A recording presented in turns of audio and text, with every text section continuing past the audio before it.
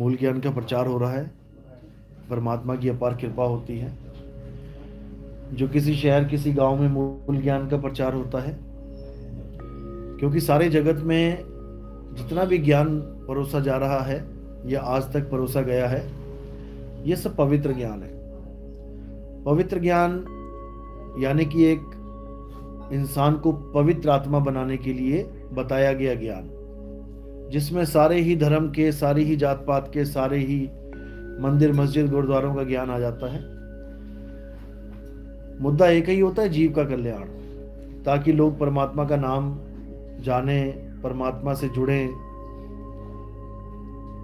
किसी भी धर्म का कोई भी गुरु है, वो कोशिश यही करता है कि जितना उसको ज्ञान है वो उतना अपने शिष्यों को दे। एक भी गुरु ये नहीं चाहता कि मेरा शिष्य अधूरा रह जाए। आप स्कूलों में भी देखोगे, स्कूलों में जितने मास्टर होते हैं वो भी बच्चों को पढ़ाने की पूरी कोशिश करते हैं, यहाँ तक कि डंडा भी उठा लेते हैं। अगर बच्चा नहीं चल पा रहा उनके हिसाब से तो वो डंडा भी उठा लेंगे, लेकिन वो डंडा भी जो चलेगा वो बच्चे की भलाई के लिए चलेगा।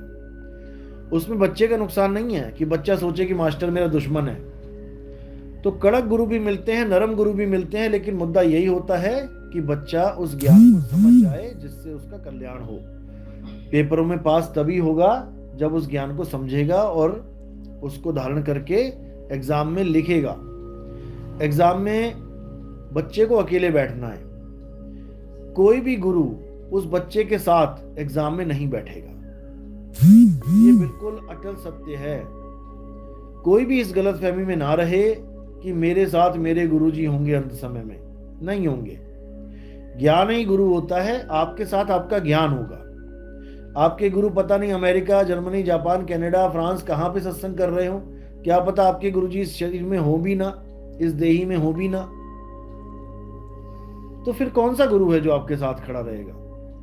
वो है ज्ञान गुरु। उसी को शब्द गुरु ने पकड़ लिया, वही शब्द गुरु आपके अंग संग रहेगा और कोई गुरु नहीं रहेगा। ये सब भरमाने वाली बातें हैं कि फलाना गुरु आ जाएगा, फलाना गुरु मेरे पास आ जाएगा। नहीं आएगा। क्या आएगा? गुरु का एक, जिसको कहते हैं स्वरूप। जब स्वरूप आ जाता है सामने तो लोग समझने लग जाते हैं कि मेरा गुरु मेरे पास आ गया, जबकि ऐसा नहीं है। स्वरूप एक कल्पना है। आप जब सो जाते हो सपने में, आपको कितने स्वरूप दिखाई देते हैं? कोई आदमी दिखाई दिया, औरत दिखाई दी, कोई यार दोस्त दिखाई दिए, माँ बाप दिखाई दिए, लेकिन वो स्वरूप आपके दिमाग की कल्पना है। वो बंदा नहीं आ गया आपके सामने। जिसको भी आप सपने में देखो उसको फोन करो, उसको पूछो क्या तुम मेरे सपने में आए? गुरु ने पकड़े, क्या तुम मेरे सपने में आए थे? मुझे बताओ कब आए थे। वो बता ही नहीं पाएगा, क्योंकि वो आया ही नहीं। वो तो एक कल्पना थी जो तुम्हारे माइंड ने क्रिएट कर ली। इसी कल्पना को काल कहा गया है। काल काल सब कोई कहे, काल ना चीने कोई, जितनी मन की कल्पना। काल कहा गया, गुरु ने पकड़ लिया, भी मन की कल्पना है, यही काल भगवान है। जैसा जिसका गुरु है, जैसा जिसको देख लिया गया है, वैसी ही कल्पना माइंड कर लेता है। अंत समय में जीव यही आस लगाता है कि मेरा गुरु आ जाए, मेरा गुरु आ जाए। तो उसका दिमाग ऐसी कल्पना क्रिएट कर देता है, उसको सामने दिखाई देने लग जाता है। जैसा जिसने गुरु धारण किया है वैसी ही शक्ल दिखाई देने लग जाएगी। किसी ने आदमी किया है तो आदमी आ जाएगा, किसी ने औरत की है गुरु धारण तो औरत आ जाएगी। लेकिन कबीर साहब क्या कहते हैं? कहते तुमसे कहूं मैं नाम विचारी, ना वो ज्योत ना पुरुष ना नारी। किसी को ज्योत प्रकट हो जाती है, ज्योति ज्योत समा जाते हैं। ये सब अज्ञान है, नहीं जाना है इसमें। ज्योत हो गई, आदमी औरत हो गया, ये सब कल्पना है। ज्योत क्या है? मन ही स्वरूपी ज्योत निरंजन, तुम्हें राख भरमाई हो। ये मन ही ज्योत है। और ये सारी दुनिया के बाबे इस ज्योत को ही परमात्मा मान के बैठे हैं, जो त्रिकुटी में ज्योत दिखाई दे रही है। इसी ज्योति में ज्योत समा जाएगी इनकी। लेकिन साहिब ने कभी ऐसे, नानक साहब ने कितना समझाया, मन तू ज्योत स्वरूप है, अपना मूल पहचान। परमात्मा ज्योत स्वरूप है नहीं बोला किसी ने भी, मन तू ज्योत स्वरूप है। ये जो हमारा मन है यही ज्योत स्वरूप ही बैठा हुआ है। और इसी जोत में तुम्हें तुम्हारे गुरुओं की शक्ल दिखा देता है। फंस गए सारे, सब फंस गए लाइन से। लेकिन साहिब ने तो निबेड़ा ही कर दिया कि शरीर पर तो ध्यान रखना ही नहीं है, शरीर गुरु हो ही नहीं सकता। क्यों? शरीर तो काया 5 तत्व की है। 5 तत्व की काया को जो आत्मदेव चला रहा है, यानी काया है डेड, जड़, और आत्मदेव है जीवित। आत्मा जब तक काया के साथ टच में है, ये काया भी जीवित हुई पड़ी है। नहीं तो इस काया की क्या हैसियत है? खून है, मांस है, लोथड़े हैं, चीथड़े हैं, थूक है, लार है, आंसू है, यही भरा पड़ा है। क्या इसको गुरु कहोगे? क्या ये गुरु है? अभी ये चमड़ा उतार दिया जाए तो अंदर ऐसे ऐसे बॉडी पार्ट्स हैं, तुम्हारी उल्टी आ जाएगी तुम्हें देख के। कभी पेट फटा हुआ देखना किसी का, एक्सीडेंट पे रोड चिथड़े देखना। क्या ये था तुम्हारा गुरु? ये तो काया है भाई, ये तो कपड़े हैं, कपड़े फट गए। गुरु थोड़ी नहीं मर गया। गुरु कौन है? गुरु आत्मा है। संत हमारी आत्मा, और हम संतन के जीव। देह तो है ही नहीं, ना संत देह ना हम देह। हम है चित्त, हम है सुरत, शब्द हमारा गुरु है। तो कह रहे हैं संत हमारी आत्मा, हम संतन के जीव, और संतन हम में रम रहे जीव माखन में घीव। काया तो दोनों में से कोई नहीं है, ना गुरु ना चेला। और जो अपने आप को काया मान के बैठा है, वो अंत समय में काया को ही प्राप्त करेगा। क्यों? अंत मता सो गता। जो अंत में तुम्हारी बुद्धि काम करेगी, जहां तुम्हारी सूरत होगी, तुम्हें वही जामा मिल जाएगा। इसलिए कबीर साहब ने बिल्कुल खंडन कर दिया।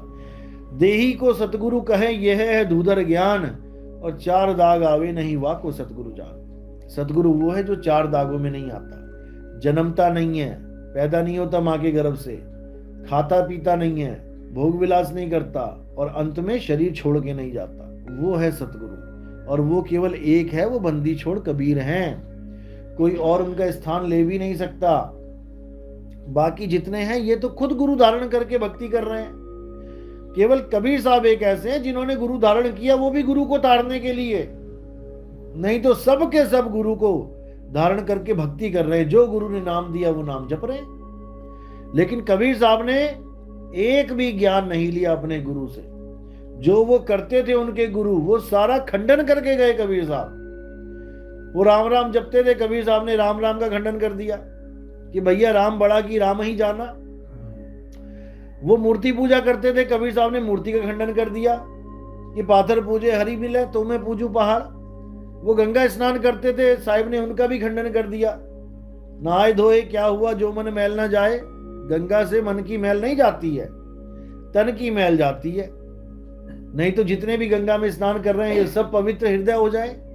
बनारस में तो कोई ठगी चले ही ना, क्योंकि सारे ही गंगा में नहा रहे हैं। कोई ठग होना ही नहीं चाहिए, लेकिन सबसे ज्यादा मशहूर बनारस के ठग हैं। तो जब बनारस की गंगा उन ठगों को सही नहीं कर पाई, उनको शुद्ध नहीं कर पाई, तो तुमको हमको कहां से शुद्ध कर देगी? जो रोज नहा रहे हैं उसी गंगा में, वो ठगियां नहीं छोड़ रहे, तो हम और तुम कैसे शुद्ध हो जाएंगे? नहीं हो सकते। इसीलिए कबीर साहब ने उस गुरु की महिमा गाई है, जो गुरु किसी के हाथ नहीं आता। ये वाला गुरु तो हाथ आ जाएगा, हाथ में हाथ आ जाएगा, लेकिन वो गुरु किसी के हाथ नहीं आ सकता।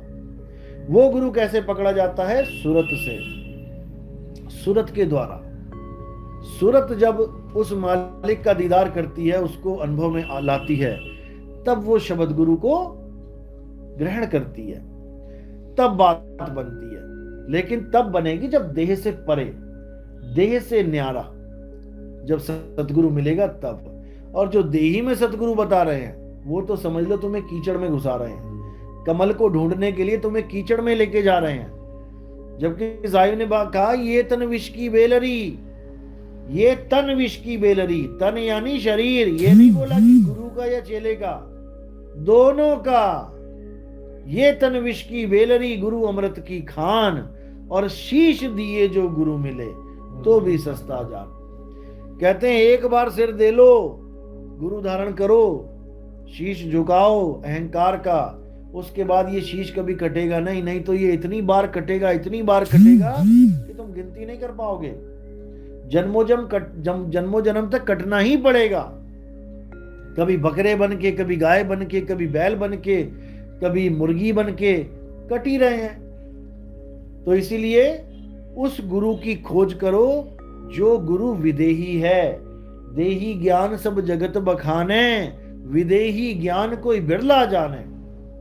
गुरु वो है जो विदेह है, जो शब्द गुरु है। बस उसी को लड़ लगाओ, और किसी के लड़ लगने की जरूरत नहीं है। अपनी लड़ उसको पकड़ा दो, वो तुम्हें खुद सही रास्ते पहुंचा देगा। लेकिन तब पहुंचाएगा जब तुम असलियत को जानोगे। नीर क्षीर का करे निबेड़ा, कहें कबीर सुहंस है मेरा। नीर और शीर को जान जाओ, अलग अलग कर लो। जड़ और चेतन को जान जाओ। जड़ क्या है, चेतन क्या है? जड़ ये काया है, चेतन आत्मा है। बिना चेतन के ये शरीर नहीं चल सकता। तो इस शरीर को उतना समझो जितना चाहिए। यानी हमें सत्संग के लिए इस शरीर की जरूरत है, सुनने के लिए और सुनाने के लिए। हमें भेद बताने के लिए शरीर की जरूरत है। इससे ज्यादा किसी की जरूरत नहीं है। इसका ध्यान नहीं करना है कि तुम आंख का, नाक का, कान का, 10 इंद्रियों का ध्यान करने लग जाओ। इससे मुक्ति नहीं मिलेगी। इससे तुम्हें इंद्रियां ही मिल जाएंगी। इंद्रियों का ध्यान करोगे, इंद्रियां मिल जाएंगी, और शब्द का ध्यान करोगे तो शब्द मिलेगा। इसीलिए साहिब ने बोला है कि आत्म में परमात्म दर से, परमात्म के नाम पर आज जितने भी पंथ चल रहे हैं, ये देखो क्या दे रहे हैं आपको। बात करेंगे परमात्मा की कि परमात्मा एक है। अब नाम कितने देंगे? 2, 4, 5, 7, 10, 20, 25। परमात्मा एक है तो नाम इतने सारे क्यों दे रहे हो भाई? क्या इतने सारे परमात्मा है? अगर परमात्मा एक है तो पहले तो एक नाम दो। उसके बाद परमात्मा के नाम पे ध्यान किसका करवाया जा रहा है? गुरु का, गुरु के शरीर का। तो भाई मान लिया गुरु का शरीर परमात्मा है तो एक होना चाहिए था। जैसे पहली पातशाही है कोई भी, तो एक परमात्मा मान लिया, गुरु ने पकड़ लिया। सब उसी को माने, सब उसी को माने कि एक परमात्मा। जैसे कबीर साहब हैं, अब कबीर साहब आए, उसके बाद जितने भी चले ये सब कबीर साहब को ही मान रहे हैं कि हाँ कबीर साहब परमात्मा है। किसी अन्य गुरु को परमात्मा नहीं बोला गया कबीर पंथ में। जितने भी पंथ चले सब में कबीर साहब एक को परमात्मा माना गया। ये नहीं कि एक चला गया फिर उठ के दूसरा परमात्मा बैठ गया, दूसरा चला गया तीसरा परमात्मा बैठ गया, ऐसा नहीं है। बाकी सब गुरु हैं, मार्गदर्शक हैं, और जो सतगुरु है वो एक बंदी छोड़ है। किसी भी कबीर पंथ में चले जाओ, आप दादू जी के में चले जाओ, आप कहीं भी चले जाओ, एक परमात्मा विदे को बोला गया है। लेकिन यहां पर क्या हो रहा है? यहां पर एक को गद्दी पे बैठाए तो एक की फोटो लगा दी, वो चला गया। दूसरे गद्दी पे बैठे तो उसकी फोटो लगा दी, अब उसका ध्यान चालू हो गया। पहले का ध्यान खत्म कर दिया, दूसरे का चालू, दूसरा का खत्म, तीसरे का चालू, तीसरे खत्म, चौथे का चालू। ये चलता ही रहेगा। कब तक चलाओगे? कब तक परमात्मा को बदलोगे? या तो एक मान लो कि ये परमात्मा है, सबके लिए है, चाहे उसका अपना चेला हो, चाहे चेले का चेला हो, चाहे उसका भी चेला हो, सब एक परमात्मा को माने। फिर तो समझ में आता है कि चलो एक परमात्मा। यहाँ पे परमात्मा ही बदल जाता है। आधी दुनिया किसी और गुरु का ध्यान कर रही है, उसके आधी उसके चेले का ध्यान कर रही है, उससे आगे उसके चेले का ध्यान कर रही है, उससे आगे उसके चेले, यानी शक्लों को परमात्मा मान लिया गया है। शक्लों को परमात्मा मान लिया गया। और साहिब क्या कह रहे हैं, कब नानक साहब क्या कह रहे हैं? रूप ना रेख ना रंग, प्रभु तीन गुणाते भिन्न। उसका कोई रूप नहीं है, उसका कोई रेख नहीं है, उसका कोई रंग नहीं है। वो आवाज रूप में हम सबके साथ है। आवाज रूप में वो हम सबके साथ है, लेकिन हम उस आवाज को सुन ही नहीं पा रहे हैं। हम उस आवाज को जान ही नहीं पा रहे हैं वो आवाज है क्या। उसी आवाज को शब्द गुरु बोला जाता है। और वो ये 5 आवाजें अनंतनाद वाली नहीं है, या कोई सुन वाली आवाज या झिंगुर वाली आवाज नहीं है। कई लोग झिंगुर की आवाज को परमात्मा की आवाज मान के बैठे हुए हैं, ऐसा नहीं है। वो आवाज का भेद आपको तब समझ में आता है जब आप दूसरी दीक्षा लेने के बाद भक्ति करते हो। भक्ति करने के बाद जब अनुभूति होती है, तब गुरु से जब आप क्रॉस चेक करते हो, तब समझ में आता है कि वो कौन सी आवाज है। और उस आवाज का आनंद ही अलग है। वो जब आवाज आती है तो रोम रोम खिल जाता है। फिर ये काया का भी आवाज नहीं रहता। पहुंचोगे वा देश जब तुम, सुध रहे ना देह, और 5 तत्व गुण 3 नहीं, ऐसा शब्द विदे। तब विदे शब्द के बारे में आपको जानकारी होती है, तब जाके आपका जन्म मरण का जो लेखा है ये खत्म होता है।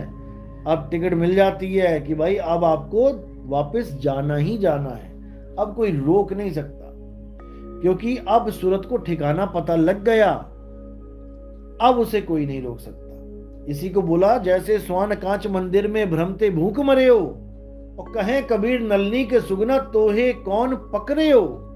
तुझे किसने पकड़ रखा है? तुझे कोई नहीं पकड़ता, बस अपनी अज्ञानता के कारण तू खुद फंसा हुआ है। और जब ये अज्ञानता खत्म हो जाएगी तब खुद ही निकल जाओगे, क्योंकि तुम खुद ही फंसे हुए हो अपने स्वरूप को ना जानने के कारण। तुमने अपने आप को आदमी मान लिया, औरत मान लिया, 5 तत्व मान लिया, आंखें नाक कान मान लिया, फंस गए। जबकि तुम ये सब नहीं हो, तुम हो आत्मा। इसी आत्मा को समझाने के लिए कबीर साहब ने कोई कसर नहीं छोड़ी, लेकिन ये जीव समझ नहीं पाया। कबीर साहब ने हर जगह यही समझाया कि अपने आप को देही मत समझो, अपने गुरु को देही मत समझो। ना तुम देही ना तुम्हारा गुरु देही, लेकिन कोई इसको समझ नहीं पाया। कोई कहीं फंस गया, कोई कहीं फंस गया, कोई देवी देवताओं में उलझ गया, कोई पीर पैगंबर में उलझ गया, कोई गुरुओं में ही उलझ गया, कोई इस चीज को नहीं समझ पाया। इसलिए हार के कबीर साहब को यही बोलना पड़ा कि भाई, क्योंकि उनकी वाणी में ये सारा दर्ज है, तो उनको बोलना पड़ा, मेरी गाय गाएगा और 3 लोग में धक्के खाएगा, मेरी गाय गूंजेगा, 7 लोग को सूझेगा। कबीर साहब ने जहां गुरु की महिमा गाई है उसको समझना पड़ेगा कौन से गुरु की महिमा गाई है। गुरु गोविंद दोनों खड़े काके लागू पाए, बलिहारी गुरु आपने गोविंद दियो लखाए। यानी कि सीधे परमात्मा को अगर चाहो तो वो नहीं मिलेगा, पहले तुम्हें ज्ञान रूपी गुरु धारण करना पड़ेगा। ज्ञान ही गुरु है। कहते हैं हरि सुमिरे सो वार है, गुरु सुमिरे सो पार। तो हरि को डायरेक्ट सिमरोगे तो उसका भेद नहीं मिलेगा कि कैसा होता है हरि। तुम्हारी मन में जो कल्पना आएगी उसको हरि मान लोगे। कई पत्थरों को हरि मान के बैठे हैं, कई पेड़ों को हरि मान के बैठे हैं, कोई जानवरों को हरि मान लिया, किसी ने सांपों को दूध पिला रहे हैं, चूहों को दूध पिला रहे हैं, सेवा कर रहे हैं जानवरों की हरि मान के। नहीं बात बनेगी। बात तब बनेगी जब हरि का असली रूप तुम्हें पता हो। और वो रूप कब पता लगेगा? जब तुम्हारे जीवन में गुरु आएगा। गुरु ही वो रूप बता सकता है। नहीं तो सारी उम्र निकल गई थी अपने आप को आदमी मानते, औरत मानते, थोड़ी सी बची है वो भी निकल जानी थी, कैसे पता लगता? और जितने गुरु धारण किए वो खुद अपनी फोटो लगा के तुम्हारे तुमसे अगरबत्ती लगवाते, ना तुम खुद जान पाए ना गुरु को जान पाए। ऐसे गुरु हैं जो अपनी फोटो लगवा के तुमसे दिया अगरबत्ती करवाते। तो किसकी अगरबत्ती कर रहे थे? फिर काया की। काया से छुटकारा चाहिए और काया की पूजा कर रहे हो तो कैसे बात बनेगी भाई? नहीं बात बनेगी। इसीलिए बार बार साहिब ने हमेशा यही समझाया कि ऐसा गुरु धारण करो जो अपने स्वरूप को जानता है। गीता में भी यही समझाया गया, अध्याय 4 34वां श्लोक में, कि हे अर्जुन, उस गुरु के पास जा जो अपनी आत्मा को जानता है। जो अपनी आत्मा को जानता है वो तेरी आत्मा को भी जानता है। जिसके घर में दूध पड़ा है वो पड़ोसियों के घर में पड़ा दूध भी जानता है कैसा होता है। उसको दूध में से मक्खन निकालना, घी निकालना आता है तो वो पड़ोसी के दूध में से भी निकाल सकता है। जिसको अपने दूध में से मक्खन ना निकालना है वो पड़ोसी क्या से क्या निकालेगा? नहीं निकाल पाएगा। इसी प्रकार जिसको अपना स्वरूप पता है वो तुम्हें तुम्हारा स्वरूप लखा सकता है। इसलिए कबीर साहब ने बोला, गुरुआ तो घर घर फिरे कोड़ी केर 50, और अपने रूप की खबर नहीं, शिष्य करण की आस। चेले बना लो, लाखों करोड़ों बना लो, तुम भी जाओगे गर्भ में, चेले भी जाएंगे, क्योंकि दोनों को स्वरूप नहीं पता। इसलिए गुरु यहां पर केवल अपना स्वरूप बताने आता है कि गुरु का स्वरूप क्या है, और चेला उस ज्ञान को ग्रहण करता है और वो भी अपने स्वरूप को प्राप्त कर लेता है। और कुछ भी नहीं है, कोई मंत्र नहीं, कोई जंत्र नहीं, कोई तंत्र नहीं, कोई 5 नाम नहीं, कोई 10 नाम नहीं, कोई आंखें बंद नहीं, कोई कान बंद नहीं, कोई तीर्थ नहीं, व्रत नहीं, पूजा नहीं, पाठ नहीं, कुछ नहीं। कह रहे शब्द हमारा तू शब्द का, सुन मत जा सरक, और जो चाहे निज रूप को शब्द ही ले परख। अपने रूप को चाहता है, किसी और के रूप को नहीं कि कोई जोत देखूंगा, कोई रूप देखूंगा। अरे देख कौन रहा है? जो देख रहा है उसका रूप क्या है? जो देख रहा है, दृष्टा बना बैठा है, वो क्या है, उसका रूप क्या है? मैंने सब देख लिया, टीवी देख लिया, फ्रिज देख लिया, अलमारी देख ली, हर रूप को मैं देख रहा हूं, लेकिन मेरा रूप क्या है? तो कह रहे जो चाहो निज रूप को, तो शब्द ही ले परख। शब्द की परख करो भाई, तुम्हें कौन सा शब्द दिया जा रहा है? कहीं 52 अक्षरों में तो नहीं उलझा दे रहे कि मंत्र दे दिया, 4 5 7 10 मंत्र वही जप रहे हो? कहीं तुम्हें अनहद नाद में तो नहीं उलझा दिया? ये 5 तत्व हैं, इन 5 तत्वों की 5 आवाजें हैं, उन्हीं आवाजों में तो नहीं उलझा दिया? कोई श्वासों में तो नहीं उलझा दिया? सोहंग सोहंग कर रहे हो, ओम सोहंग कर रहे हो, या चलती आती जाती सांसा को देख रहे हो, नाभि में ध्यान लगा रहे हो, कहीं इसमें तो नहीं उलझा दिया? ऐसे उलझा के इन गुरुआ लोगों ने जीव को इतना बांध दिया है कि इसको समझ में नहीं आ रहा कि करें तो करें क्या। अब कबीर साहब क्या समझा रहे हैं कि कुछ नहीं करना है, आत्म चीन्हो परमात्म चीन्हो। सबसे पहले अपनी आत्मा को चीन्हो, मेरी आत्मा कहाँ है? गुरु से पूछो, गुरु जी मेरी आत्मा कहाँ है? ये मंत्र वंत्र मत दो हमें, ये मंत्र बहुत सारे पड़े हैं मेरे पास, हमें ये बताओ मेरी आत्मा कहाँ है, मेरी आत्मा का वास कहाँ है? क्योंकि उसी में परमात्मा मिलेगा। आत्म में परमात्म दर से, परमात्म में झाई झाई में परछाई दर से, लखे कबीरा साईं। तो परमात्मा का वास है आत्मा में, इसीलिए आत्मा अजर अमर अविनाशी है। आत्मा को कोई मार नहीं सकता, काट नहीं सकता, क्योंकि परमात्मा का वास आत्मा में है। अगर परमात्मा का वास काया में होता तो काया को भी कोई काट ना पाता। जब मेरी काया के अंदर ही परमात्मा बस गया तो परमात्मा को कौन काटेगा भाई? लेकिन लोगों को नहीं समझ में आ रहा, लोग इस काया में ही उलझे पड़े हैं, काया से परे होना नहीं चाहते, क्योंकि सारा खेल ही काया का है। काया ही चेला बना बैठा है और काया ही गुरु बना बैठा है। तो काया का गुरु काया और सूरत का गुरु है शब्द, बस इतना ही समझना है। तो सारा खेल है शरीरों का, शरीर और आत्मा का। शरीरों को त्यागना है, आत्मा को जानना है। आत्मा को जानकर ही आप आत्मज्ञानी बनेंगे। काया को त्यागोगे तो काया दोबारा कभी नहीं मिलेगी। काया में आस रखोगे तो काया बार बार मिलेगी। अंत समय में काया का ध्यान बिल्कुल नहीं करना है, बिल्कुल नहीं सोचना है कि मैं मर रहा हूं। आपको यह समझना है कि मैं काया छोड़ रहा हूं, मर नहीं रहा हूं, काया छोड़ रहा हूं। और कैसे छोड़ेंगे ये गुरुजी ने भेद बता दिया आपको। जिसको बोला मरता मरता जग मुआ, मरना जाने ना कोई, मरना जाने ना कोई, यानी इसको जाना जा सकता है कि कैसे मरा जाता है।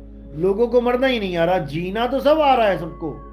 कैसे जीना है, आर्ट ऑफ लिविंग भी बता रहे हैं लोग कि हाउ टू लिव, लेकिन हाउ टू डाई ये कोई नहीं बता पा रहा है। लोग सोच रहे हैं आसान मौत मर जाऊं, जहर खा लूं ये आसान है, या फांसी लगा लूं ये आसान है, या ट्रक के आगे आ जाऊं ये आसान है, या ट्रेन के आगे खड़ा हो जाऊं ये आसान है, या भगवान सोते सोते ले जाना ये आसान है। आसान कुछ भी नहीं है इसमें, हालत खराब हो जाएगी। सोते सोते सोच रहे हो कि आसान मौत है, सोते सोते तो एक सपना तुम खतरनाक नहीं देख पाते, उसमें भी तुम उठ के खड़े हो जाते हो, अरे भाई बच गया।